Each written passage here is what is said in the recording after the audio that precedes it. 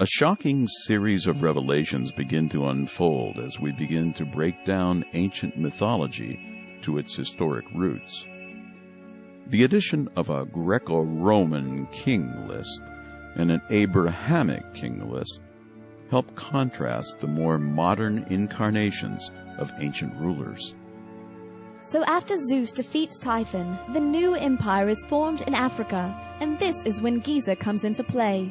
This is the legendary site where 4 of the ancient Earth Kings were buried. Kronos beneath the Great Pyramid, Zeus under the middle one, and Hermes under the smallest. This is where they were buried thousands of years ago before the flood. And not only were these kings from the Sumerian and Turan king lists, but they are also noted in Vedic, Biblical, and Quranic scripture, ruling in the early years of intelligent Homo sapiens. These ancient rulers are more commonly known today as Adam, Seth, and Enoch. In the religious canon of Abrahamic faiths, the major pre-flood prophets consisted of Adam, Seth, and Enoch. Out of the early patriarchs, Enoch is by far the most versatile king of the old world. He's been equated with Greek Hermes and Egyptian Thoth, earning him the title of Hermes Thrice Wise.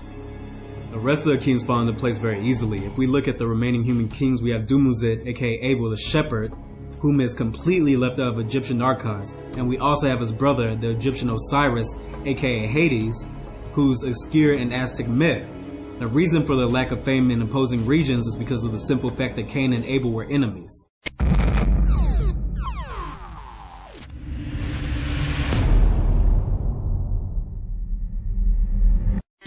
The Apocrypha of John states, Elohim has a bear face, and Yahweh has a cat face.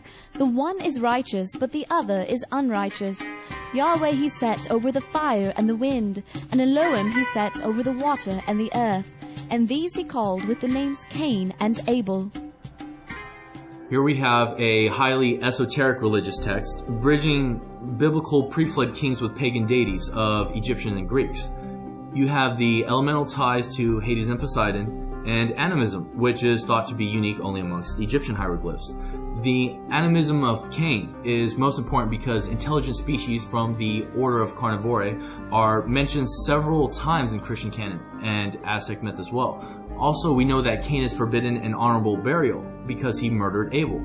This means that he would not be buried in a pyramid at all, and there's only one burial site aside from the pyramids from his era that is marked by his lion insignia, and that is the Great Sphinx. The Great Sphinx is in fact a tomb. Every Egyptologist will agree that there's an ancient king buried beneath it, and his name's Osiris. This is devastating information for the skeptics because it really brings together the ties between Cain and Hades and the various other names of the ancient ruler.